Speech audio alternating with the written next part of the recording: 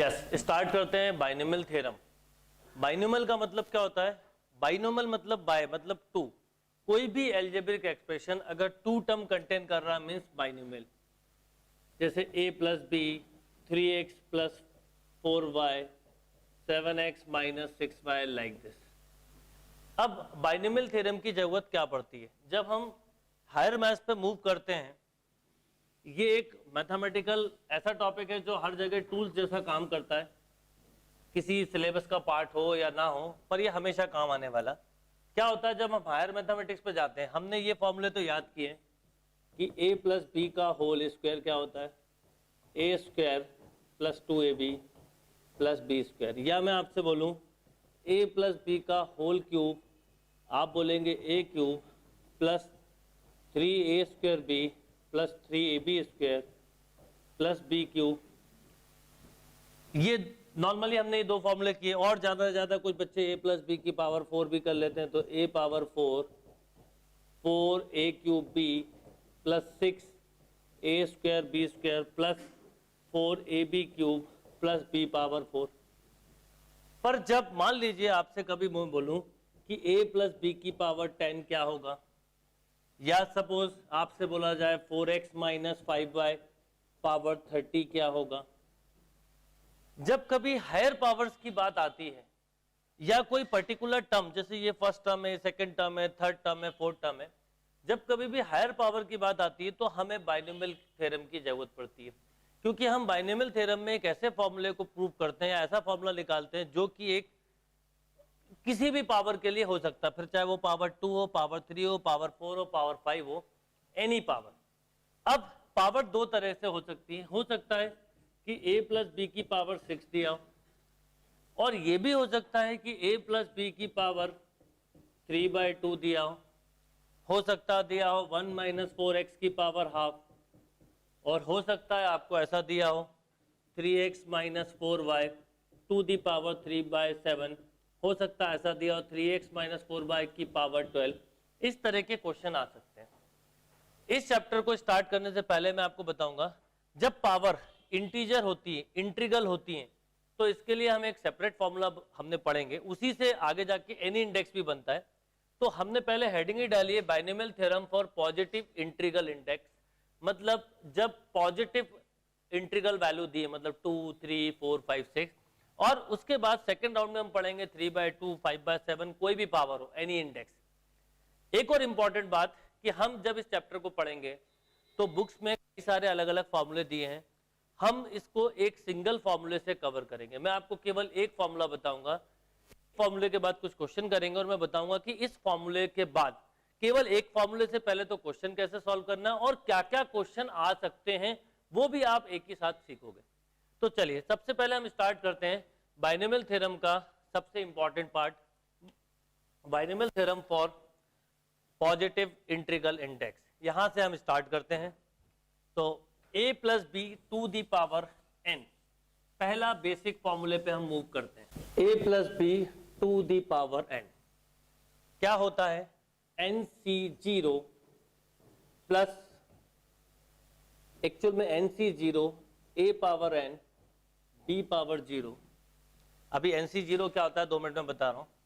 nc1 a power n minus 1 b power 1 plus nc2 a power n minus 2 b की power 2 plus nc3 a power n minus 3 b power 3 plus ncr a power n minus r b power r, and last term is ncn a power 0 b power n। देखिए सबसे पहले हमें nc0 से start करना है। ये nc0 nc1 आपको मैं ऑलरेडी कॉम्बिनेशन में बता चुका हूं, पर एक बार हम रिवीजन करेंगे। ये कहलाते हैं binomial coefficient. nc0 nc1 nc2 nc3 ये सब कहलाते हैं बाइनोमियल कोफिशिएंट, और हमने ncr को सॉल्व करना सीखा है। ncr होता है factorial n upon factorial n minus r into factorial r। इसके लिए कॉम्बिनेशन के समय हमने एक फॉर्मूला बनाया था कैलकुलेशन का, n n minus one, n minus two, n minus three, n minus R plus one, कैसे यूज करते हैं अभी बता रहा हूं, अपॉन फैक्टोरियल आर। ये कहलाते हैं बाइनोमियल कोफिशिएंट। सबसे पहले एनसी जीरो से स्टार्ट होता है, फर्स्ट टर्म में जो भी आया उसकी पावर n से स्टार्ट होगी, सेकंड टर्म की जीरो से स्टार्ट होगी, फिर यहाँ पर हम एक एक टर्म बढ़ाते हैं। जैसे वन आया तो इन दोनों का जो डिफरेंस होगा वो फर्स्ट टर्म की पावर में जाएगा, और b की पावर वो होगी जो r की पोजीशन है। और रिमेंबर इन दोनों टर्म की पावर का सम हमेशा पूरे थ्रू आउट थ्योरम के स्टार्टिंग से एंड तक n बना रहेगा। देखो जब nc2 लिखा तो इन दोनों का डिफरेंस हुआ n माइनस टू, r के प्लेस पे 2 आ गया। फिर मैंने लिखा nc3 तो इन दोनों का डिफरेंस हुआ n माइनस थ्री, b का क्यूब। एक बीच में जनरल टर्म भी लिखा मैंने, क्योंकि मैं आपको केवल एक सिंगल फॉर्मूले से पूरी बाइनोमियल थ्योरम पढ़ाने वाला हूँ। कोई एक्स्ट्रा फॉर्मूला नहीं पढ़ना, कोई अलग से कंसेप्ट नहीं बनाना, और इसी फॉर्मूले से क्या क्या क्वेश्चन बन सकते हैं वो डिस्कस करेंगे। तो ये हुआ NCR, a power n minus आर, b power r, and last is NC, n पे खत्म हुआ। अब n माइनस एन जीरो होता है तो a की पावर जीरो, b की पावर n। अब इस थ्योरम को करने से पहले हमें एक बार, क्योंकि हो सकता है आप में से कुछ का कॉम्बिनेशन चैप्टर छूटा हो, तो पहले NCR को सॉल्व करना सीखते हैं, फिर इस थ्योरम के और शॉर्ट फॉर्म पे जाते हैं। तो अभी हमने लिखा था फॉर्मूला NCR का, factorial n upon factorial r into factorial n minus r। इसको मैंने शॉर्ट तरीका बताया कैलकुलेशन के लिए, n minus one, n minus two, n minus R plus one upon factorial r। इसका मीनिंग क्या है, इसका हम मीनिंग को समझें तो इसका मीनिंग क्या है। सपोज मैं आपसे बोलूं कि 10c3 क्या होगा, तो 10c3 तो आप वैसे लिखते हैं factorial 10 bye factorial 3, 10 minus three factorial 7। अब फैक्टोरियल 10 को हम ओपन करते हैं तो 1098 इंटू फैक्टोरियल 7, नीचे इसको लिखते 321 इंटू फैक्टोरियल 7, ये कैंसिल आपस में। अब हमें जो रिजल्ट मिला वो मिला 1098 अपॉन 321।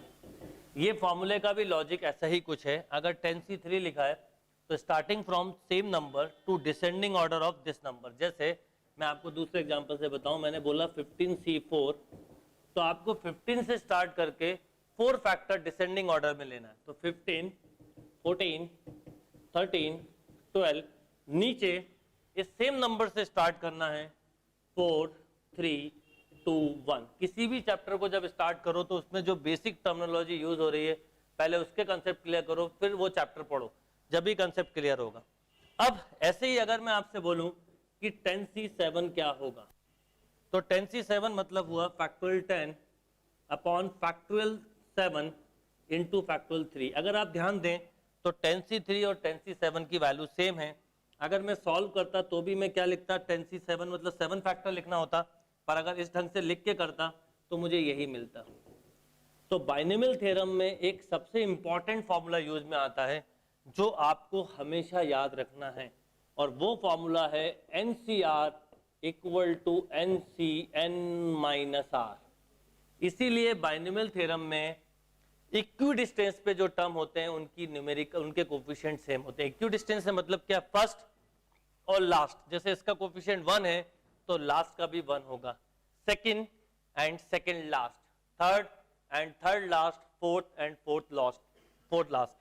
जो इक्विडिस्टेंस पे टर्म है उनकी वैल्यू सेम होती है, because NCR equal to NCN minus R। जैसे मैं बोलूं 10c3 तो 10c3 इक्वल टू 10c7।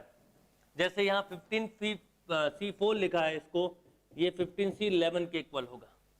अब मान लो आपसे कभी एग्जाम में बोले कि फाइंड वैल्यू ऑफ 15c11, तो आप 11 फैक्टर लिखोगे तो टाइम लगेगा। जब भी ये नंबर, इस नंबर की पोजीशन को बोलते हैं हम R की वैल्यू इसकी मिडिल मोस्ट से ज्यादा हो, मिडिल मोस्ट मतलब जैसे इसका मिडिल है 7.5, जब भी ज्यादा हो तो आप पहले से छोटा बना लें और फिर वही रूल को अप्लाई करें, आपका अपने आप टाइम सेव हो जाएगा।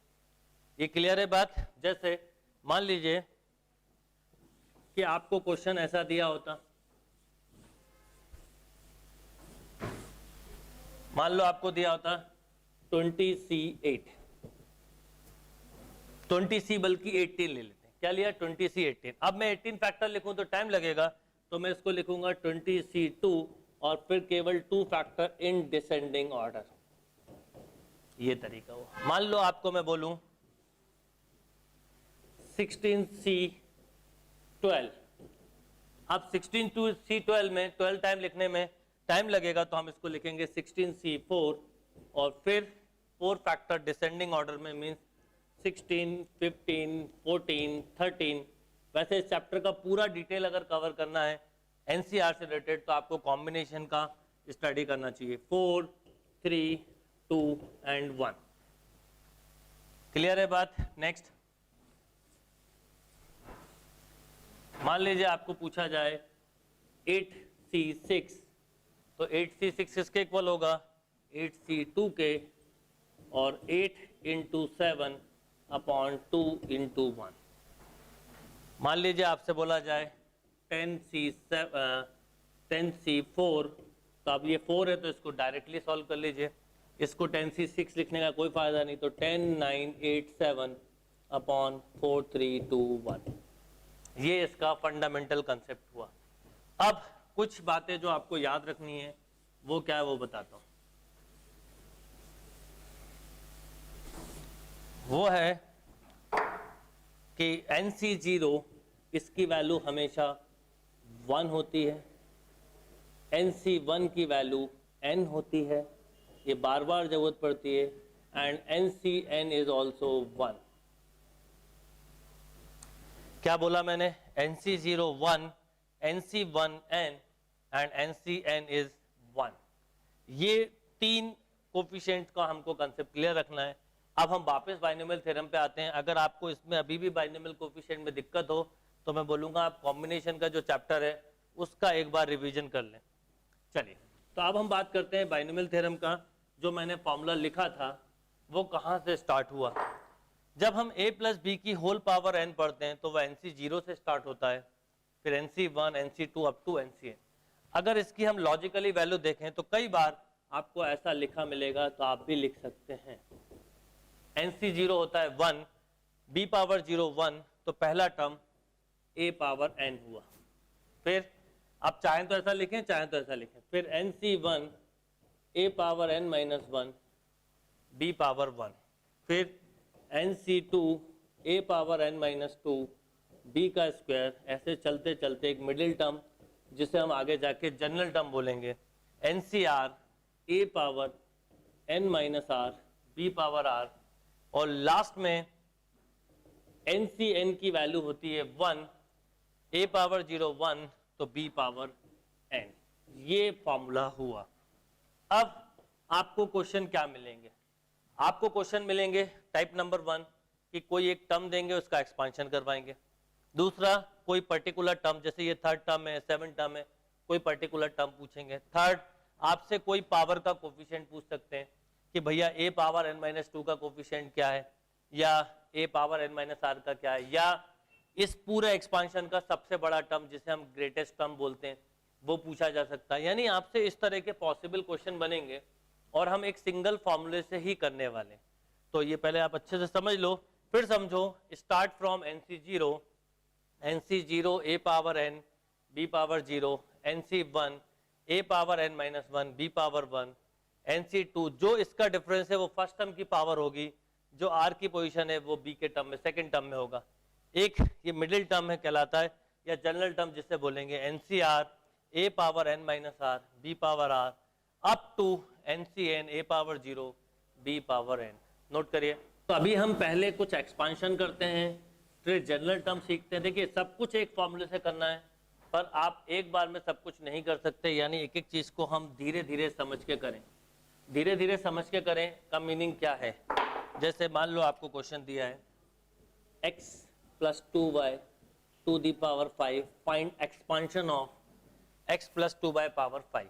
अब सुनिए, जैसे एक चीज तो समझ लीजिए कि अगर पावर n है तो स्टार्टिंग 0 से होती है और n तक जाती है, यानी टोटल टर्म हमें n प्लस 1 मिलते हैं, जो अभी मैं बाद में लिखवाऊंगा। जैसे a प्लस बी का जब हम स्क्वायर करते हैं तो a square plus 2ab plus B square आता है। a प्लस बी का क्यूब करते हैं तो a cube plus 3a square b plus 3ab square plus b cube, यानी 4 टर्म आते हैं। तो जितनी पावर होती है उससे एक टर्म ज्यादा आता है। अब जैसे ये क्वेश्चन दिया है कि इसका एक्सपांशन करना है, तो हम करेंगे स्टार्ट 5c0 फर्स्ट टर्म की पावर इन दोनों का डिफरेंस, बार बार बोलो आप, सेकंड टर्म की पावर जो r के प्लेस पे क्या है 0, क्योंकि जब तक आप एक्सपेंशन के, मेरा सजेशन है 10-15 क्वेश्चन ना कर लें जब तक कोई दूसरी चीज ना सीखें। एक बार एक्सपांशन सीख गए, फिर उसके बाद second step, third step, fourth step, ये सिंगल फॉर्मूला और कुछ नहीं पढ़ना। इवन एनी इंडेक्स तक भी हम इसी फॉर्मूले को बस ओपन कैसे करेंगे वो मैं बताऊंगा आपको। अब आया अगला टर्म, तो आपने लिखा 5c1 x की पावर इन दोनों का डिफरेंस, और y की जगह आ गया 2y की पावर 1।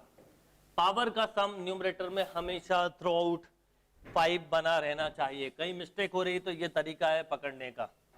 अगला टर्म बोलिए क्या होगा, 5c2 x की पावर इन दोनों का डिफरेंस 2y की पावर 2। नेक्स्ट टर्म क्या होगा, 5c3 x की पावर 4 2y की पावर 3। नेक्स्ट टर्म होगा 5c4 x की पावर इन दोनों का डिफरेंस, यहां पर देखो अब मैंने कहीं पे भी गलती लिखी, जैसे 7 हो गया, गलत हो गया, क्या होना चाहिए था एक्चुअल में 5 - 3 2, यहाँ 5 - 4 कितना 1, तो यहाँ 1 आया 2y की पावर 4। अपने आप हमारे को समझ में आ जाएगा कि क्या होना है। नेक्स्ट टर्म होगा 5c5 x की पावर 0 2y की पावर 5। अब इस फॉर्म में हमें आंसर नहीं छोड़ना है, इसे भी सॉल्व करते हैं। अब कई चीजें मैं मेंटली करूंगा, वैसे आप भी करिए। 5c01 पहला टर्म आया x पावर 5। अब आती है बात 5c1, 5c1 होता है 5 into x power 4 into 2y। अगले स्टेप में से 10 लिख देंगे, पर अभी क्योंकि जब तक आप बेसिक, अभी पहले ही क्वेश्चन है, एक एक स्टेप लिखो, धीरे धीरे धीरे जब 4-5 क्वेश्चन कर लो, स्टेप कम करना चालू करो, इनको मेंटली सॉल्व करना चालू करो, फिर क्या क्या क्वेश्चन बन सकते हैं ये सोचो। तो ये हो गया 5, फिर 5c2 तो 5 इंटू 4 अपॉन 2 यानी 10, बिल्कुल मेंटली होगा एक्स क्यूब 2 का स्क्वायर 4 4y स्क्वायर। देखिए कैसे सॉल्व किया 5c2, तो 5 इंटू 4 अपॉन 2 इंटू 1 तो 10। अब 5c3 5c2 के इक्वल होगा, जो कि इन दोनों का डिफरेंस सेम है। 5c4 5c1 के इक्वल होगा तो 5, तो बस इस तरह से लिख दिया। अब क्या आया 5c3 then again 10 x square 2 का cube 8 y cube plus 5c4 कितना आएगा 5 x 16 y की पावर 4। अब लास्ट टर्म 5c5 है तो 1 हो गया, x की पावर 0 भी 1 हो गया, ये हो गया 32 y की पावर 5। अब अगर मैं इसको पूरी तरह से अरेंज करूं, इसको अगर कंप्लीटली अरेंज करूं तो क्या होगा, तो इसको मैं अगर कंप्लीटली अरेंज करूं तो मुझे कुछ ऐसा मिला, x plus 2y to the power 5 x power 5 plus 5 2 जा 10 10 x की power 4 y plus 10 into 4 40 40 x cube y square plus 10 into 8 80 x square y cube plus 80 x y power 4 plus 32 y power 5। देखिए ये पहला question हमारे सामने solve हुआ। अब इस क्वेश्चन को हम अगर ध्यान से समझें तो आगे जाके जैसे ये फर्स्ट टर्म है, ये सेकंड टर्म, ये third term, fourth term, 5 term, 6 term, हो सकता है ये क्वेश्चन देके आपसे डायरेक्टली पूछें 4 टर्म निकालें। जब 4 टर्म बोलेंगे तो हमें पूरा एक्सपांशन की जरूरत नहीं, हम जनरल फॉर्मूले से 4 निकाल सकते हैं। हो सकता है आपसे पूछेंगे find coefficient of x cube y square, तो आप क्या बोलते हैं आंसर 40। हो सकता है आपसे न्यूमेरिकली ग्रेटेस्ट टर्म बोलें, तो न्यूमेरिकली ग्रेटेस्ट टर्म सबसे बड़ा 80 है। ये आगे के क्वेश्चन बनेंगे। अब एक क्वेश्चन और करते हैं, लिखिए। देखिए नेक्स्ट क्वेश्चन है 2x माइनस 1/x की whole power 6, 2x minus 1/x की whole power 6, find expansion of 2x minus 1/x की पावर 6। अब सबसे मेन बात आती है, मैंने आपको माइनस का कोई फॉर्मूला नहीं बताया, कोई जरूरत नहीं है माइनस का अलग से फॉर्मूला पढ़ने की। a माइनस बी के पावर n के लिए आप a प्लस माइनस बी की होल पावर n समझें, यानी b के नेगेटिव को हम अलग कर लें, मतलब अगर मैं इसको कुछ ऐसा लिख लूं, देखिए 2x plus minus 1/x whole power 6, तो मुझे सेपरेट फॉर्मूले की जरूरत नहीं पड़ेगी। पहला टर्म बोलिए क्या होता है, 6c0 लिखो बिल्कुल, 2x की पावर 6 माइनस 1/x की पावर 0 प्लस, अब लॉजिकली देखना, जब जब ऑड टर्म आएगा यहाँ पर 1 3 5 तो नेगेटिव आएगा, अभी पहले प्लस लिखो, फिर आएगा 6c1 2x की पावर 5 माइनस 1/x की पावर 1।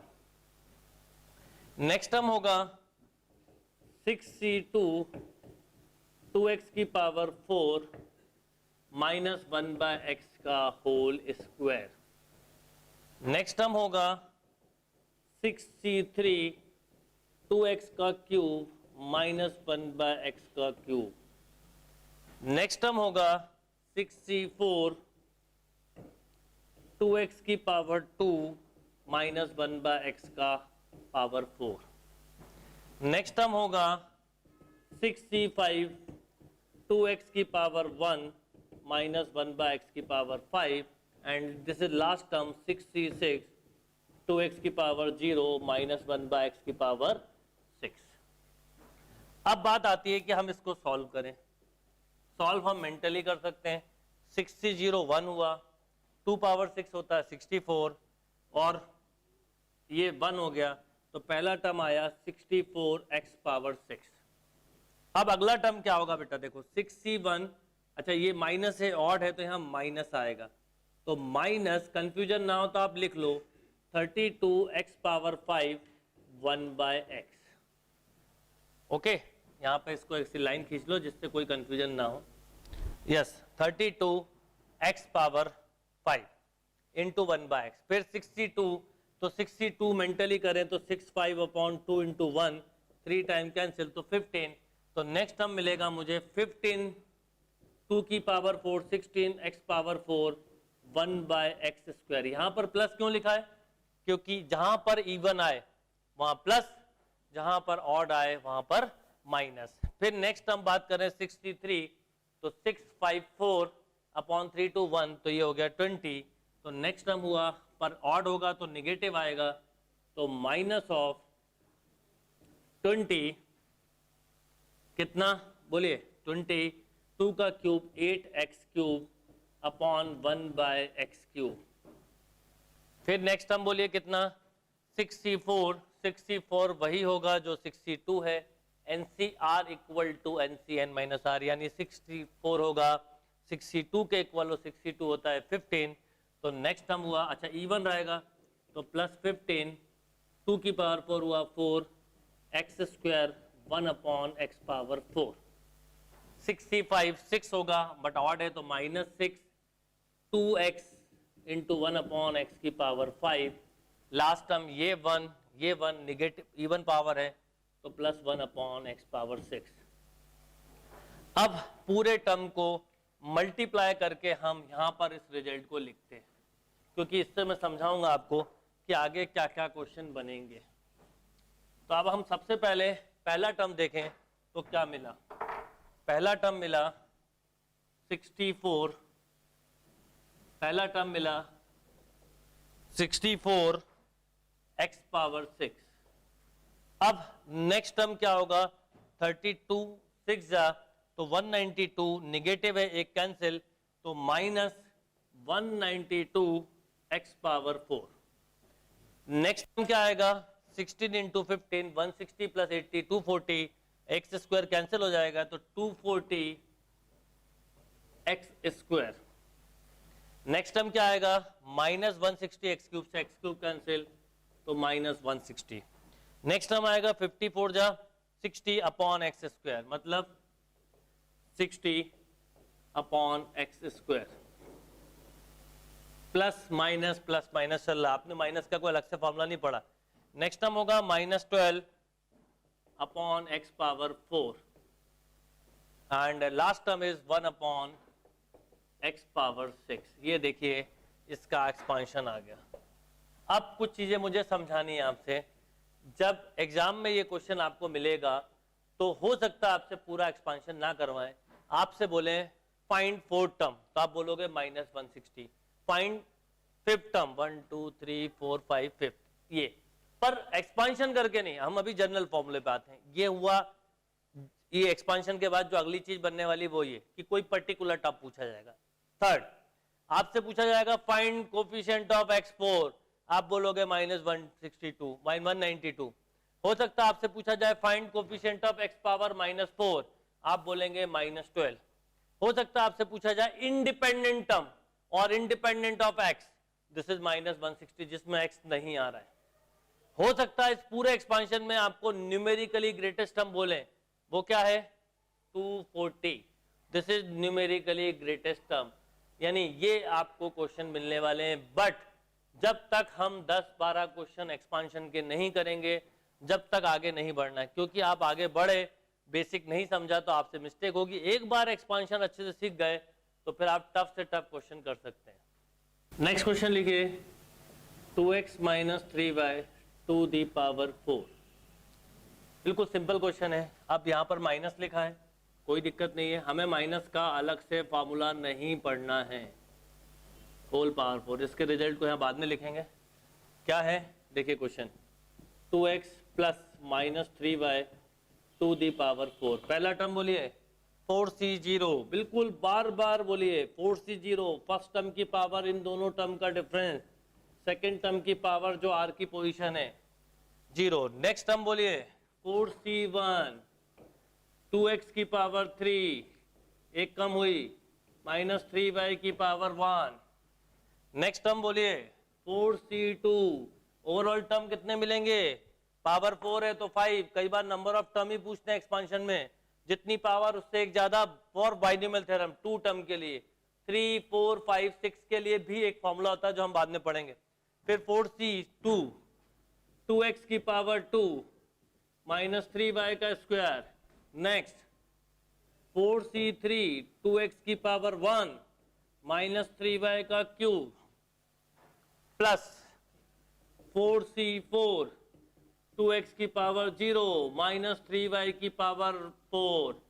जब 5-6 क्वेश्चन ऐसे कर लो तो फिर ये मत लिखना NC0 NC1 NC2, डायरेक्ट इनकी वैल्यू लिखना, पावर को डायरेक्ट सॉल्व करना, फिर 5-6 क्वेश्चन के बाद इनके मल्टीप्लाई को भी हो सके तो मेंटली लिखना, एंड देन फिर टर्म, कोफिशिएंट, ग्रेटेस्ट टर्म, ये सब सीखना, फिर एनी इंडेक्स। चलिए अब 4c01, 2 पावर 4 16, x की पावर 4, ये हो गया 1। अब 4c1 होता है 4, ये हो गया 8। देखो क्या क्या मिलेगा समझना, और माइनस मिलेगा 4 8 x क्यूब -3y, इन सब का मल्टीप्लाई करते लिखना, माइनस पहले लिख दिया तो ये प्लस कर दो। नेक्स्ट टर्म 4c2 6, 2 का cube 4x square 9y square, 4c3 4, 2x -27 y cube, 4c4 0, ये भी सॉरी 1, ये भी 1, 3 पावर 81 y की पावर 4, माइनस यहाँ लिखा, यहाँ लिख दो चाहो तो, ये लिख दिया, यहां से हटा दो। अब इनका मल्टीप्लाई कर दो, 16 x पावर 4, करिए मल्टीप्लाई। सबसे पहले 8 4 जा 32, 32 3 जा 96, तो -96 x क्यूब y। अब क्या करोगे यहाँ पर, देखिए ये हो गया 24 9 जा करना है तो सिंपल, 24 9 जा करना है तो 24 10 जा होता है 240, -24 सब्ट्रैक्ट कर दो तो 216, तो कितना आ जाएगा प्लस का 216 x स्क्वायर y स्क्वायर। अब यहां करोगे, ये हो गया कितना 8, माइनस आएगा 8 इंटू 27, मेंटली कर सकते हो, 27 8 जा सिंपल, 8 7 जा 56 प्लस 160 यानी 216, तो -216 x y cube plus 81 y power 4। तो ये लिख दो रिजल्ट को यहां पर।